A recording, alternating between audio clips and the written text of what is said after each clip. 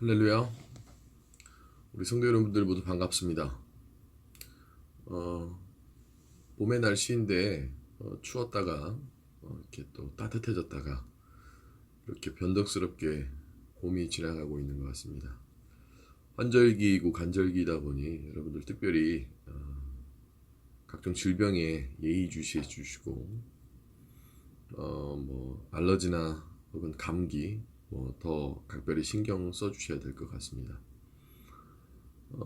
더불어서 그것과 관련돼서 이제 코로나에 대한 것도 증상과 맞물려 여러분들의 건강에 피해가 없길 간절히 소망하고 또 저의 자리에서 성도들을 위해서 기도합니다. 교회 소식 전해드리도록 하겠습니다. 첫 번째 코로나의 소식인데요.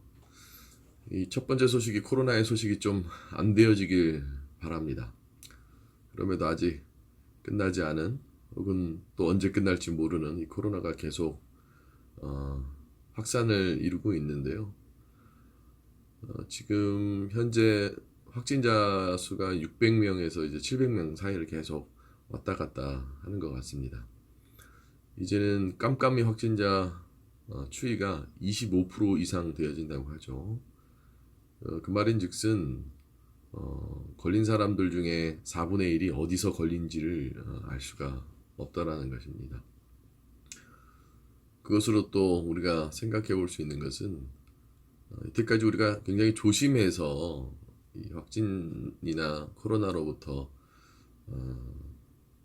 다행히 무사할 수 있었던 것인데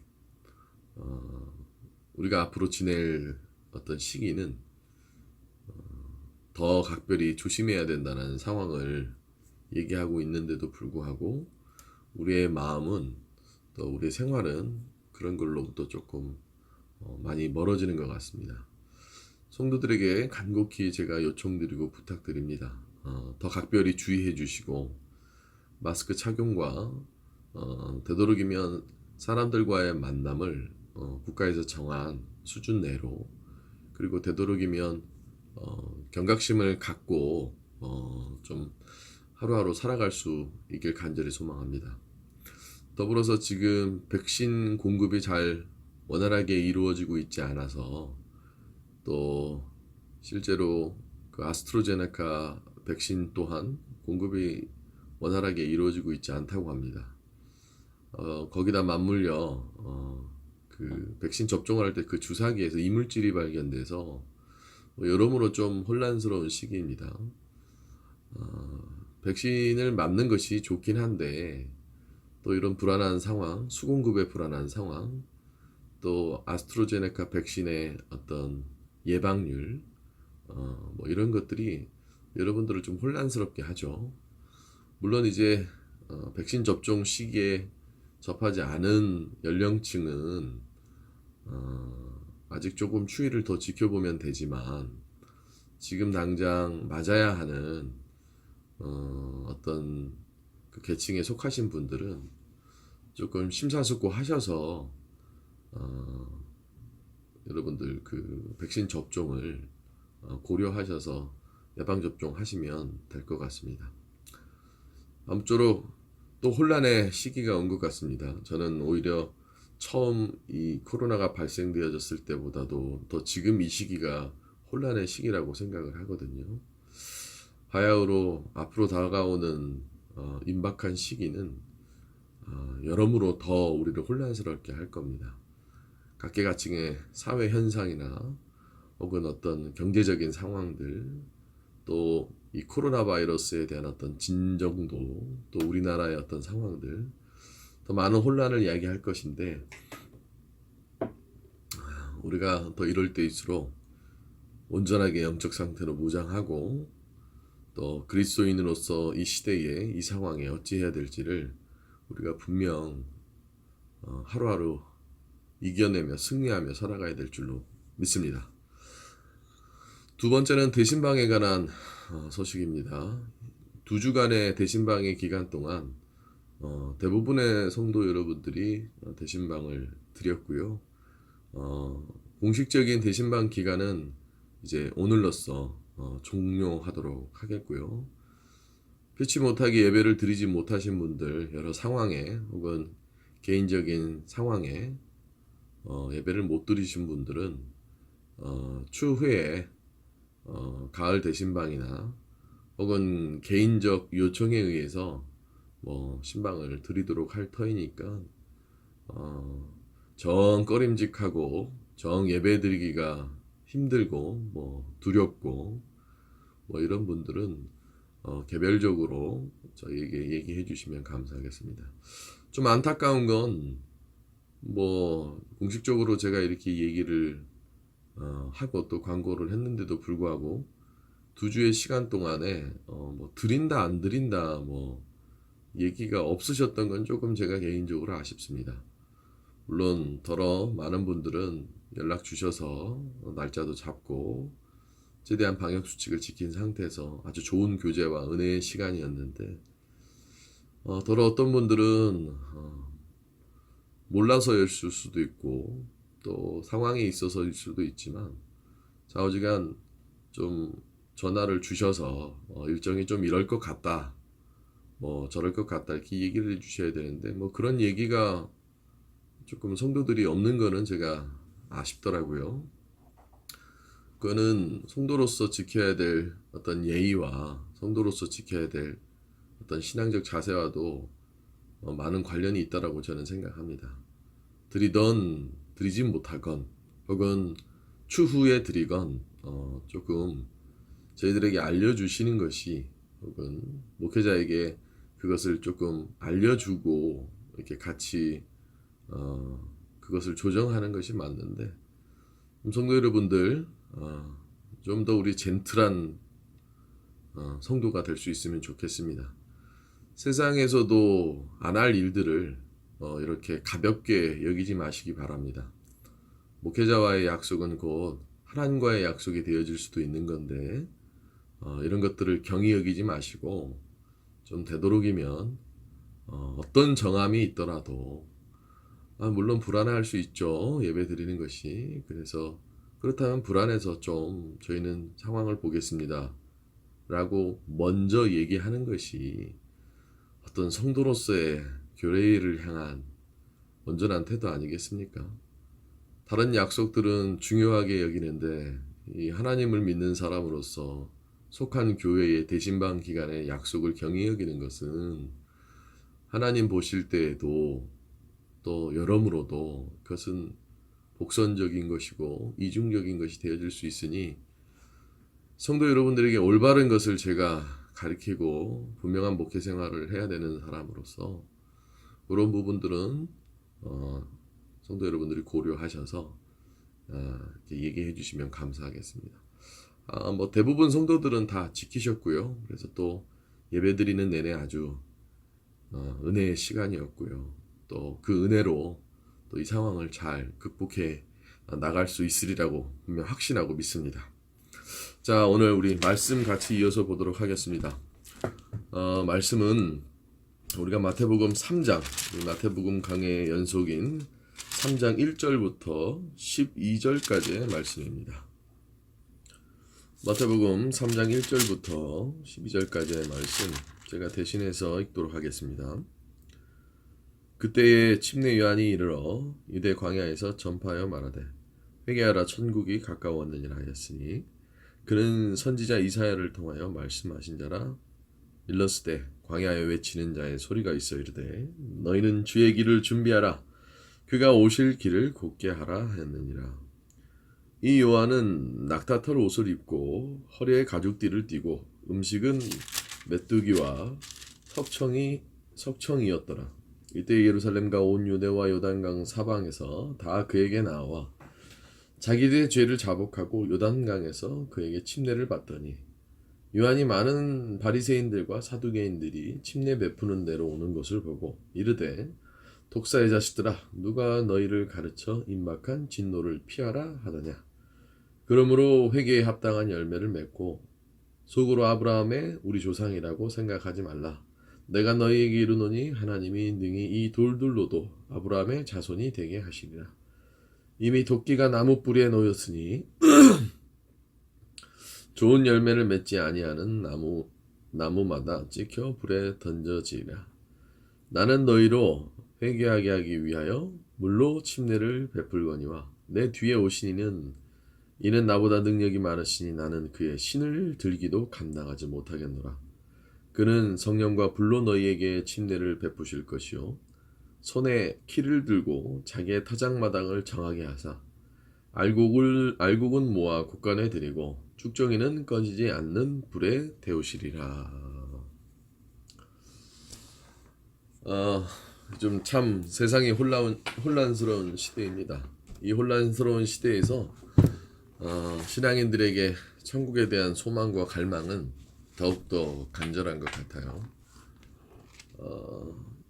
신앙생활을 오래 하신 분들, 또 그 신앙생활 가운데서 여러 역경을 이겨내고 또 삶에서 많은 극복이 있으셨었던 분들, 그런 분들의 신앙에 관한 인생 이야기를 들어보면 유독 요즘 들어 또 종말에 관한 이야기, 천국에 관한 이야기, 심판에 관한 이야기, 예수님 재림에 관한 이야기들이 많이 이루어지고 있는 것이 현실인 것 같습니다. 그 말인즉슨 세상이 빨리 변하고 있다라는 의미이기도 하고, 불가항력적으로 우리가 시간을 보내면 보낼수록 우리의 인생의 개별적인 천국의 임박도 말씀하시는 거기도 하고, 또 혹은 그것을 의미하는 것이기도 하고, 또 더불어서는 너무 지나칠 정도로 인간 기술에 대한 발달이 우리로 하여금 그 불안함과 그것에 대한 결말이 어찌 되어질지를 모른다는 어떤 시대적인 상황이기도 하죠. 예수님의 이 땅에 오심에 대한 모습까지를 3장 이전까지 묘사하고 있다면, 이제 3장에서는 그 예수님이 오시게 된 배경을 통틀어 혹은 그 시작을 통틀어 이제 예수님의 실제적인 사역이 어떻게 이루어지는지에 대한 예초를 지금 침례 요한의 등장을 통하여서 그 시대적 상황을 다시 한번 재조명하고 있는 것이죠. 그러니까 예수님의 탄생 배경과 그리고 그 탄생 과정에서 있었었던 어떤 그런 에피소드, 그 장면이 한 장면으로 나왔다면 예수님의 어떤 유아 시절이나 소년 시절에 대한 것은 마태복음은 나타내고 있지 않고, 바로 예수님의 이 침례 요한의 어떤 예증으로 인해 예수님이 어떻게 사역을 시작하게 되어졌는지, 그 시대적 배경이 어떻게 되어졌는지, 그것과 동시에 그것이 어떻게 이루어졌는지를 이제 본격적으로 시작하는 장이 바로 마태복음 3장이 되어지는 겁니다. 그런 역사적 혹은 시간적 배열순을 마태복음에 대한 이해로 먼저 둔다면, 그 이해되어지는 그 시간적 배경 아래 침례 요한이 이 마태복음에서 언급한 그 내용들이 그 시대적 상황과 더불어서 그 내용이 우리가 신앙생활하면서 가장 궁극적으로 두고 있는 천국에 대한 언급을 얘기하고 있는 것이죠. 이제 결론은 천국에 대한 이야기를 먼저 침례 요한이 예증하고 예표하고, 그런 것들이 어떻게 이루어지는지에 대한 신앙적인 여러 가지 모습들을 오늘 우리가 내용을 자세히 살펴보면 알 수가 있는 것인데, 그 내용에 대한 것을 조금 하나씩 말씀을 중점적으로 해서, 구절들을 중점적으로 해서 우리가 좀 깊게 은혜 받고 이해해 보고자 합니다. 그 첫 번째가 되는 것은 바로 2절 말씀입니다. 2절 말씀에 이렇게 나옵니다. 회개하라, 천국이 가까웠느니라 하였으니. 침례 요한이 바라보고 이해했었던 천국은 그 시대 당시의 어려운 상황과 그 어려운 상황에 하나님을 잃어버리고 어려울수록 더욱더 세상으로 속하여져 버리는 이스라엘 백성들에게 너희들이 그토록 바라는 천국은 회개와 함께 간다라는 것을 얘기하고 있는 거예요. 우리가 가지고 있는 천국에 대한 이해는 회개함 없이 그저 얻어질 수 있는, 그저 믿음으로만 얻어질 수 있는, 그러니까 믿음의 구조로 혹은 믿음의 과정을 통해서 얻어질 수 있는 단편적인 이해로 천국을 이해하나, 물론 당연히 믿음이 필요하고 그 믿음을 통해서 천국에 가는 것이 분명하나, 그 믿음의 시작이 회개함으로부터 이루어진다는 것을 이 침례 요한은 얘기하고 있는 거예요. 오늘 이 3장에 등장하는 사두개인들과 바리새인들, 그들은 믿음이 좋다라고 하는 사람들인데 그들은 침례 요한이 이 천국에 대한 예증과 예표가 되어질 침례 행위에 대해서 거부를 시켜요. 그러니까 그게 무슨 의미냐면 회개함이 곧 믿음에 대한 시작임을 얘기하고 있는 거예요. 겉보기에는 사두개인과 바리새인들이 믿음이 온전한 것처럼 남들보다 우월한 것처럼 보여지나 사실 그들은 회개함이 없고 자기 인생에 대한 돌아봄이 없다라는 것을 얘기하고 있는 거죠. 그래서 사실 믿음이 있어 천국에 갈 수 있는 것은 분명하지만 그 믿음 이전에 믿음이 온전하게 시작되어지려면 회개함이 늘 따라야 된다는 것을 얘기하고 있는 것이죠. 그러니까 이것을 우리가 살고 있는 시대와 우리가 살고 있는 어떤 신앙생활에 접목을 해보면 우리가 믿음 있다고는 하나 그 믿음 안에서 회개함이 사실은 많이 소멸되어져 버리고 사라져 버린 경우가 너무 많죠. 저는 요 근래 들어 오늘날 많은 신앙인들이 회개하는 모습을 결코 자주 볼 수 없었습니다. 물론 회개하는 사람들도 더러 있겠지만 회개가 주를 이루어서 그것 가운데 믿음을 통하여서 천국을 바라보는 성도들이 없다라는 것이죠. 그냥 단순하게 교회 출석만으로 혹은 단순하게 행위적인 신앙생활만으로 천국을 갈 수 있을 거라는 굉장히 지극한, 굉장히 보편적인 우리 어떤 종교관념을 통해서 신앙생활을 하려고 하지. 내 내적인 회개함, 뉘우침, 내가 이것이 잘못됐구나, 내 영이 이것이 무언가 올바르지 않았구나 라는 어떤 그런 생각과 그런 뉘우침 속에서 내 주변에 대한 회복과 화목, 어떤 그런 회개함으로써 천국에 이르게끔 되어지는 그것을 이해하지 못하고 살아가는 것이 많다라는 겁니다. 단순하게 얘기하자면 천국은 다른 의미로는 오늘 침례 요한의 언급과 이 말씀을 통해서는 회개함이 있어야지만 천국에 다다를 수 있다는 것이죠. 그 회개함은 내가 예수를 믿는 그 일순간의 회개함이 아니라 늘 천국을 가까이 할 때에, 천국이 가까이 도래했을 때에 내가 회개함을 가져야지만 그 천국이 나의 것이 되어질 수 있다는 거예요. 그래서 대부분 훌륭한 신앙인들은 늘상 자기 자신을 돌아보고 자기 자신을 뉘우치며 하나님을 믿으며 예수 그리스도를 거울 삼아 내 스스로를 회개하게 되어져 있는데 만약 돌이킴도 없고 뉘우침도 없고 내 자신이 무엇을 잘못하며 살아갔는지 모르는 채 내 주장과 내 뜻으로만 만약 살아간다면 그 사람들은 오늘 이 말씀에 비춰봤을 때 조금은 다시 한번 자기 자신을 돌아볼 수 있는 회개에 대한 시간이 되어져야 된다는 겁니다. 즉 천국은 회개함이 있어야 되는 것이고 내가 얼마만큼 회개를 내 삶에서 진정성 있게끔 하고 가까이 하며 깊게 하느냐에 따라서 즉흥적인 구원에 대한 임함, 즉흥적인 혹은 가깝게 있는 내 삶에서의 천국을 맛볼 수가 있게끔 되어지는 거죠. 부부싸움을 했다라고 가정해 봅시다. 그 부부싸움이 회복되어지는 시기가 우리 현실에서는 그 순간에 우리의 영적인 천국을 맛볼 수 있는 어떤 계기라고 여겼을 때 그 갈등과 그 대조 그리고 극명한 서로에 대한 의견 차이가 우리의 영혼을 서로 메마르게 할 때 그것이 확 반전되어지는 시기는 뭐예요? 아내가 남편에게 미안하다고 사과하거나 남편이 아내에게 미안하다고 사과하고 서로에 대한 뉘우침을 느낄 때에 그들이 그것을 서로 맞이하고 그것을 서로 인정해 줄 때 그 자리가 천국이 되어질 수 있는 것이잖아요.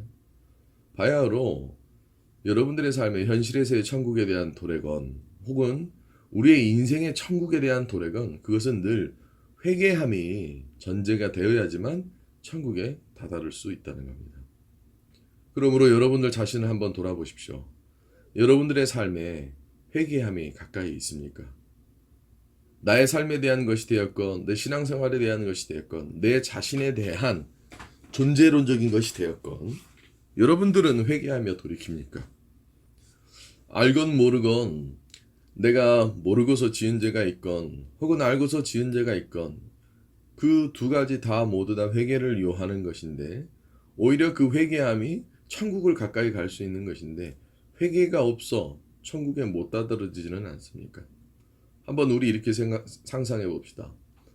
나는 천국 갈 거라는 믿음이 있어요. 근데 그 믿음이 회개함이 없는 믿음이었었더라면, 내가 오늘 말씀 안에 있는 것처럼 나는 알곡이라 생각했는데 타작마당에서 타작을 치고 있는 주님이 볼 때는 나는 쭉정이가 된다면 버려지지 않겠어요? 아무리 쭉정이가 나는 알곡입니다 하더라도 구분하시는 이가 온전하게 그 껍데기가 벗겨지지 않은 쭉정이와 같다면 주님께서는 그것을 구분하게끔 되어져 버리는 것이죠. 그러므로 여러분들 삶에서 늘 회개함과 돌이킴과 되돌아봄과 여러분들 스스로를 재발견할 수 있는 그런 깨달음이 여러분들의 삶에 늘 있어야 되는 걸 얘기하는 겁니다. 근데 제가 이렇게 목회 활동을 하다 보면 성도들에게 가장 부족한 것이 무엇이냐? 회개함 없이 믿음에 이르러 천국에 가려고 한다는 거예요. 물론 예수 그리스도를 믿기만 하면 이라는 그 전제를 나의 상황화를 시켜 내가 어떤 죄를 짓고 내가 어떤 실수를 하고 내가 어떠한 뉘우침도 없더라도 내가 믿으면 천국 갈 거라는 것인데 결코 그것은 그렇지 않다라는 걸 얘기하고 있는 거예요. 많은 사람들이 그저 그 말씀만을 붙들은 채 회개함 없이 천국에 다다르려고 하죠. 근데 여러분들 주님이 이제 본격적으로 천국에 대한 이르름을 나타내시기 전에 침례 요한으로 예표하는 이 말씀에 대한 내용을 보면 여러분들 꼭 기억하십시오. 여러분들의 믿음은 회개함으로부터 믿음에 이르러 그 믿음이 구원에 이르기까지 되어지는 것이지 결코 돌이킴과 회개함과 뉘우침과 깨달음이 없이 여러분들 스스로만 공인한, 여러분들 스스로만 도장 찍은 그 믿음으로는 결코 하나님 나라에 입성할 수가 없다라는 겁니다. 하나님께서 인정할 만한 것은 회개에 대한 증표로, 회개에 대한 인증으로 내 믿음이 인증되어져서 그 공인되어진 인증으로 하나님 나라에 들어갈 수 있는 것이지, 어찌 온전한 하나님의 공인 없이 오늘 침례 요한이 예표한 회개함 없이 어떻게 믿음이 이루어질 수 있겠습니까? 그러니 여러분들의 믿음에는 늘 회개함이 가까이 있을 수 있길 소망합니다. 날마다 깨닫길 소망합니다. 날마다 여러분들 자신을 돌이켜 보시길 바랍니다. 여러분들 스스로 하나님 내가 이것을 잘못했고요. 하나님 내가 이것을 깨닫지 못했었고요. 하나님 내가 이것을 뉘우치지 못했습니다. 회개함이란 그저 기분 나빠하고 불쾌한 내 스스로의 내 자의 내 자존심을 인정하는 것이 아니라 진정으로 내가 부족하다 여기면 뉘우칠 수 있는 것이 되어지는 거예요. 그러니 사랑하는 성도 여러분들, 천국을 가까이 두고 싶다면 혹은 천국이 가까이 이르렀다면 여러분들은 뉘우치실 수 있길 간절히 소망합니다. 정말 그렇습니다. 목회를 해보고 성도들과 많은 만남과 대화를 해보면 그들의 삶에 가장 부족한 것이 무엇일까? 이렇게 느껴보면 왜 하나님 앞에 바로 서지 못할까라고 생각해 본다면 그 정답은 매우 단순합니다. 회개함이 없기 때문인 것이죠. 무릇 어떤 무성도들이 신앙생활이 뒤틀어져 버리거나 온전한 신앙생활을 하지 못할 때의 모습을 보면 참 안타깝게도 깨달음이 없고 뉘우침이 없고 즉 회개함이 없을 때에 그들은 곧 오늘 말씀에 나오는 사두개인과 바리새인처럼 되어버리는 것이죠. 여러분들의 주위를 둘러보십시오. 그리고 깨닫길 간절히 소망합니다. 뉘우치길 소망합니다. 돌이켜보시길 소망합니다. 그것이 곧 여러분들의 천국을 갈 수 있는 지름길, 천국을 향할 수 있는 확정이 되어진다는 겁니다. 그러니 회개함 없이는 그 어떤 이도 천국에 갈 수 없는 거예요. 내가 일순간 회개했다고 해서 그것이 나의 모든 것들을 보장하여 하나님의 구원에 이르는 것이 아니라 날마다 주님 앞에서 회개하실 수 있는 여러분들 될 수 있길 간절히 소망합니다. 두 번째는 8절 말씀입니다. 제가 8절 말씀 읽어보겠습니다. 그러므로 회개에 합당한 열매를 맺고, 회개함에 대해서 쭉 열거를 했지만 그 회개함이 그저 단순하게 내 내적인 상태에서부터 시작되어진 것이 멈추기만 한다면 회개함은 의미가 없습니다. 그러니까 이런 거랑 똑같습니다. 내가 누군가에게 미안함을 느꼈어요. 근데 그 미안함을 내 마음으로만 느끼고 있다면 아무 의미가 없는 것이죠. 말로써 고백을 하거나 혹은 그 미안함에 대한 것을 합당히 여길 때 그것에 대한 열매가 열리는 거죠. 열매라는 건 뭡니까? 어떤 내적인 것 안에서 여러 가지 반응들이 일어나 결과로 나타나는 현상으로 나타나는 것을 열매라고 하지 않습니까? 사과나무가 있다라고 해봅시다. 사과나무가 열매가 맺히지 않았을 때는 그저 사과나무인 거예요. 실제로 주님이 열매 맺지 못하는 나무는 버려진다고 하잖아요. 그것은 본질적으로 우리의 삶에 나타나지 않는 것이라면 사실 아무 의미가 없다라는 것을 얘기하고 있는 것이기도 합니다. 사실 열매 맺지 못하는 사람들이 얼마나 많이 있습니까? 아니 뭐 똑같이 사과나무라고 예수 믿는 사람들을 사과나무라고 여겼을 때 사과의 열매를 맺지 못하면 마른 사과나무이나 그것은 사과나무의 역할을 온전히 못하는 것이죠. 그리스도인이라고 하는데 그리스도인으로서의 열매가 그 성령의 열매들이 내 삶에서 나타나지 않는다면 나는 마른 사과나무이거나 이지만 실제로는 사과나무가 아닌 거죠. 얼마나 많습니까? 자기는 그리스도인이래요. 자기는 직분이 집사이고 권사이고 뭐라는 거예요. 근데 그거에 합당할 만큼의 열매가 나타나지 않는다면 그것은 그리스도인이 아닌 거잖아요. 결국은 그 그리스도인이 아닐 때에 찍어져 버려져 나오는 거라는 겁니다. 이것은 직분뿐만 아니라 각자의 처해 있는 신앙의 수준과 하나님께서 원하시는 그 사람들로 하여금 바라는 어떤 그 바람 가운데서 온전한 열매는 나타나지 않는다면 내가 아무리 나는 알곡입니다, 알곡입니다. 나는 사과나무입니다, 사과나무입니다. 하더라도 인정되어질 수가 없다는 걸 얘기하는 거예요. 즉 회개함은 열매로 나타나야 된다는 거예요. 아니, 미안한 마음만 갖고 있으면 뭐합니까? 죄송스러운 마음만 갖고 있으면 뭐합니까? 그것이 온전하게 이루어질 때에 그 이루어짐이 현상으로 현실로 나타날 때에 회개함이 진정한 회개함이 되어질 수가 있다라는 것이죠. 올바른 것이 무엇인지 알면서도 그것을 행동하지 않는 것, 그것은 주님 보실 때에는 온전한 회개로부터 이어지는 구원 그리고 천국까지 가지는 어떤 그런 과정이 아니라는 거예요. 여러분들 미안한 마음이 있다면 죄송하다고 사과하면 되는 겁니다. 며칠 전에 그런 일이 있었습니다. 제가 차를 주차를 했는데 저는 제 차를 누가 이렇게 바꾸고 간지 몰랐어요. 근데 누가 내 차를 바꾸고 갔나 봐요. 이렇게 주차되어져 있는 차를 이렇게 뭐 이렇게 조금 부딪히면서 갔나 봐요. 근데 저는 좀 그런 거에 대해서 감각을 두고 있지 않았던 터라. 그래서 차를 이렇게 타려고 봤더니 창문 유리에 제 앞 창문 유리에 이렇게 쪽지가 하나가 있더라고요. 그래서 그 쪽지를 살펴봤더니 제가 이렇게 주차되어 있는 제 차를 빼면서 긁었습니다. 그러니 연락을 주세요. 이렇게 얘기하더라고요. 제가 그 쪽지를 보면서 긴가민가 할 정도로 요즘 이런 사람들도 있구나 라는 마음에 제가 참 많은 감동을 받았어요. 물론 그 사람이 예수를 믿는지 안 믿는지는 제가 모르겠으나 그래서 이렇게 전화를 했더니 제가 이렇게 주차되어 있는 차를 빼다가 그 차주분 되는 차를 이렇게 부딪혔습니다. 그래서 그거를 말씀드리는 게 좋을 것 같아서 이렇게 했습니다. 그래서 제가 그 마음이 너무 감사해서 이게 얼마나 솔직한 겁니까? 그리고 제 차를 봤더니 아니 뭐 좀 기스가 나긴 했는데 뭐 타다 보면 또 기스 날 수 있는 것이라서 아니 뭐 그렇게 크게 신경 안 쓰셔도 될 것 같습니다. 그냥 뭐 오히려 정말 양심적이어서 좋은 것 같습니다.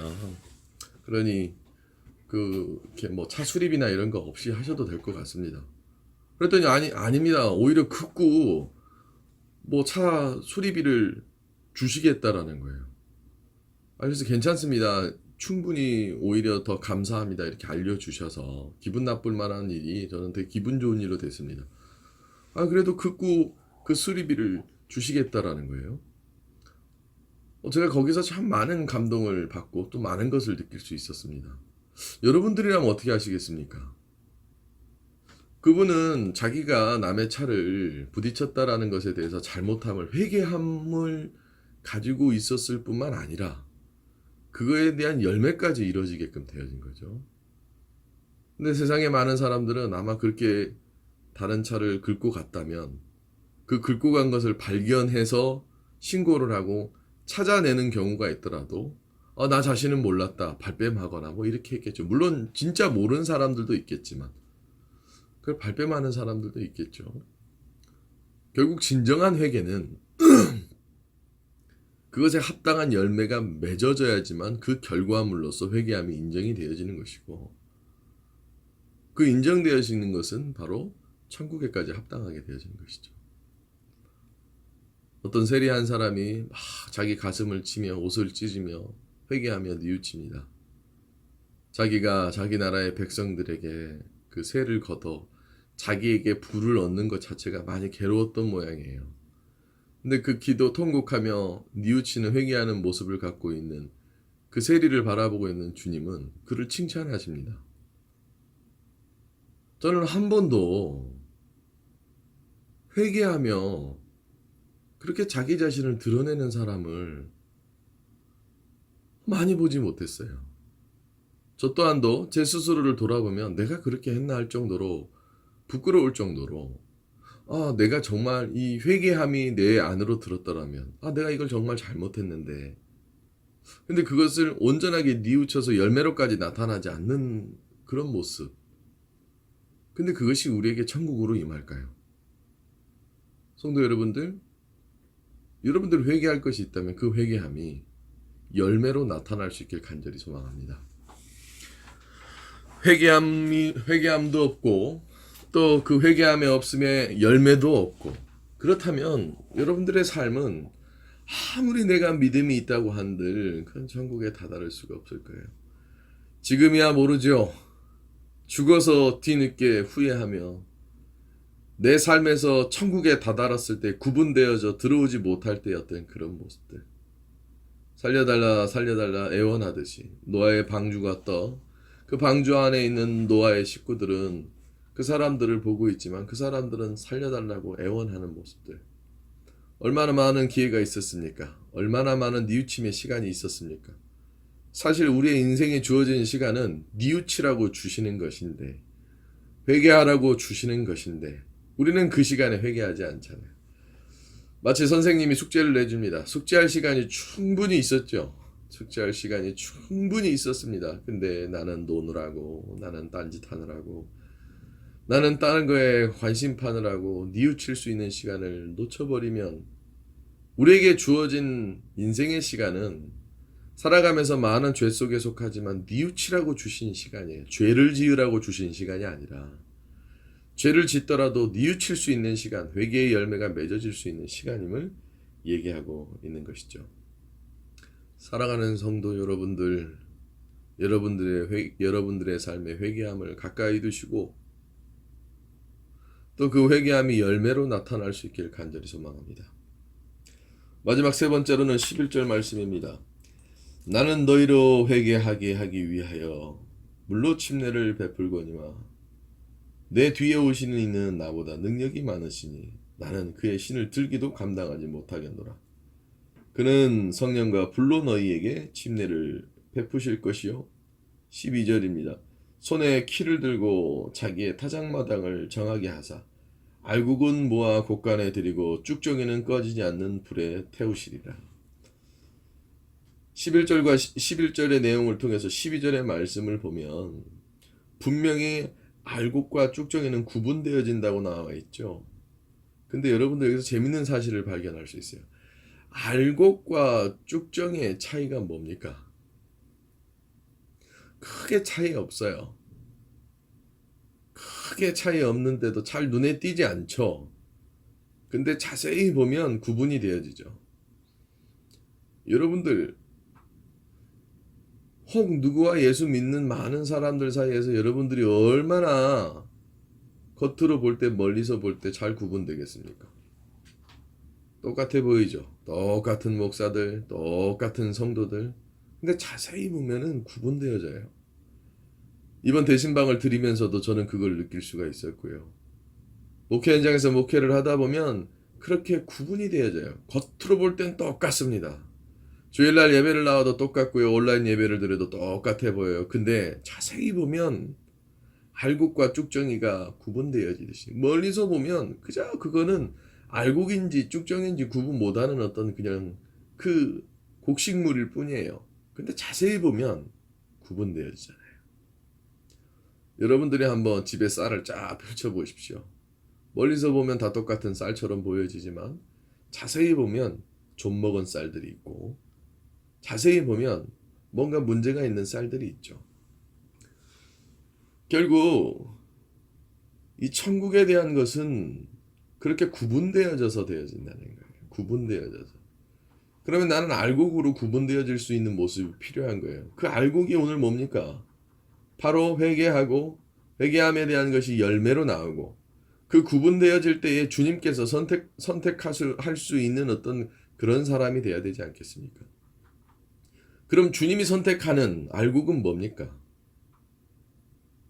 누구 못지않게끔 올바른 모습과 온전한 모습이 있어서 선택받을 수 있는 자들, 바로 그런 걸 얘기하지 않겠습니까? 세상에서는 그토록 선택받기를 원하시잖아요. 우리 청년들 어디 기업에 면접 가서 뽑히기를 원하잖아요. 그럼 뭡니까? 그 기업에서 알곡을 고르겠다는 거예요. 세상에는 알곡되어지길 원하나 주님 보실 때는 알곡되기를 원하십니까? 세상에서는 알곡되기를 원하나 교회에서는 알곡되기를 원하십니까? 결국 우리 신앙생활의 모든 것들은 회개와 회개의 열매, 그리고 그 열매는 다시 한번 구분이 되어진다는 거예요. 농사 짓는 것을 여러분들 생각해 보면 아주 은혜가 되어집니다. 농사를 짓죠. 그럼 열매가 맺힙니다. 그럼 그 열매 맺힌 것들을 다시 한번 구분 짓죠. 똑같은 열매가 맺혀졌을지라도 그 생겨 먹은 것이 흠이 있거나 잘못되어 있으면 안 돼요. 그나마 흠이 있는 것들은 다시 구분해서 쓰기라도 하지만 아예 몹쓸 것들, 아예 주변의 열매들을 해칠 것들은 그냥 불에 태워버립니다. 여러분들은 어떤 열매입니까? 한번 여러분들 상상해 보세요. 여러분들 사과나무로 비유를 들었는데 사과나무가 사과를 못 맺으면 어떻게 되겠습니까? 설령 사과나무가 사과를 맺었습니다.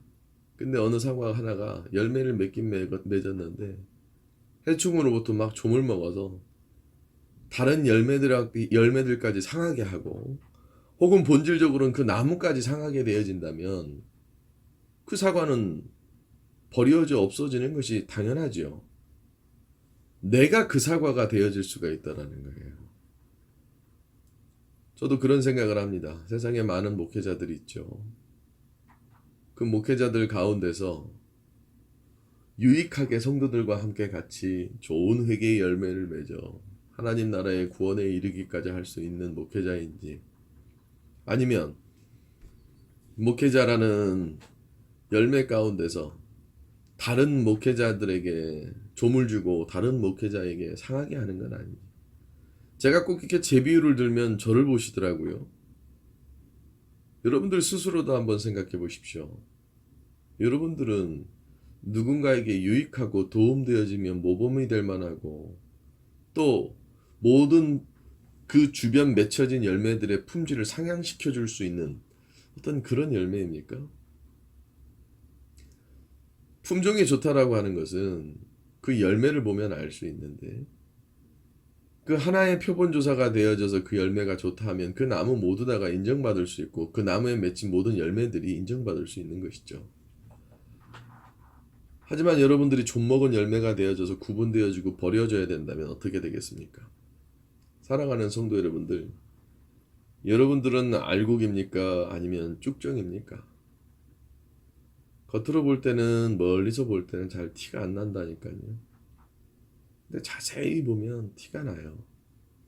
은혜가 없고 덕이 없고 인내가 없고 예의가 없고 성령의 열매에 대한 모든 요소들을 갖고 있지 않은 것, 사랑이 없고. 갈라디아서에 나온 성령의 열매로서 내 맺혀진 것들을 한번 바라보실 수 있길 소망합니다. 천국, 오늘날 우리가 살아가고 있는 시대에 간절히 바라는 신앙인들의 모습이 되어지겠죠. 우리의 삶이 끝나는 날에 다다를 수 있는 그 천국 외에 우리가 예수를 믿으며 살아가는 이 시대의 이 상황 속에서 임박하고 가까운 오늘 하루의 천국에 대한 모습은 무엇으로 이루어집니까? 바로 회개.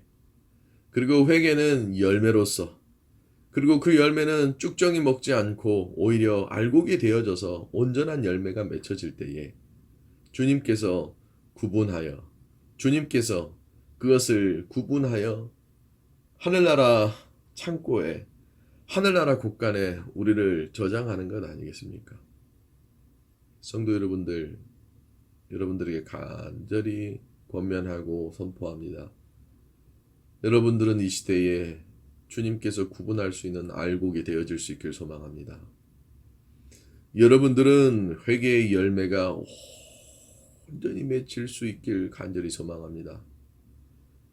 여러분들은 여러분들의 삶의 회개와 돌이킴이 날마다 내 자신을 돌아보며 하나님 앞에 비춰볼 수 있길 소망합니다.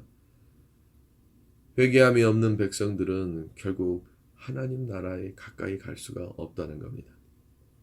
회개하라, 천국이 가까웠느니라. 천국은 날마다 우리의 삶에 가까이 있고 가까워져 갑니다. 그렇다면 여러분들은 회개하셔야 됩니다. 그리고 그 회개함의 열매가 나타나야 되는 거예요. 그리고 그 열매가 주님 보실 때에 알곡이 되어져서 곳간에 저장되어질 수 있는 사람이 돼야 돼요. 그러니 오늘 당장 여러분들이 회개할 것들을 찾으십시오. 그리고 그것의 열매가 맺힐 수 있게끔 하십시오. 그리고 그것이 주님 보실 때에 알곡이 되어져서 주님의 곳간에 차곡차곡 쌓여질 수 있는 여러분들 될 수 있길 간절히 소망합니다. 기도하겠습니다.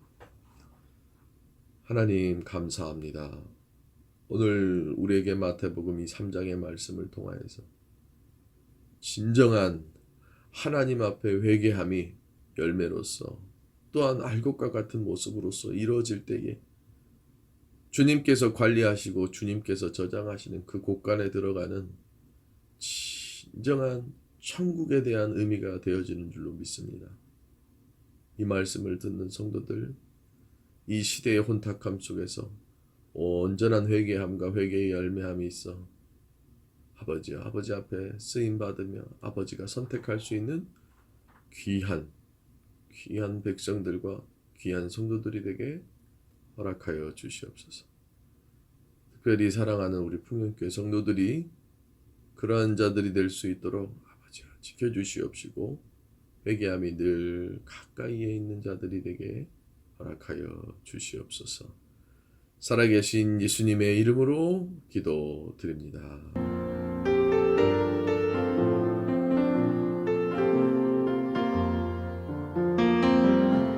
보소서 주님, 나의 마음은 선한 것 하나 없습니다. 그러나 내 모든 것 주께 드립니다. 사랑으로 안으시고 날 새롭게 하소서. 보소서 주님, 나의 마음은 선한 것 하나 없습니다. 그러나 내 모든 것 주께 드립니다. 사랑으로 안으시고 날 새롭게 하소서. 주님만 내게 주소서. 내 아버지